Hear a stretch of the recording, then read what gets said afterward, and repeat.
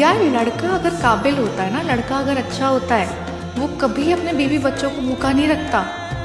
वो ये सोचता है कि चाहे मैं भूखा पेट सो जाऊंगा, लेकिन मुझे इनके लिए कमा के लेके आना है, मुझे इनके लिए घर बनाना है। आज मैं रेंट के घर में रह रहा हूँ, मेरे को छत बनानी है अपने सर पे।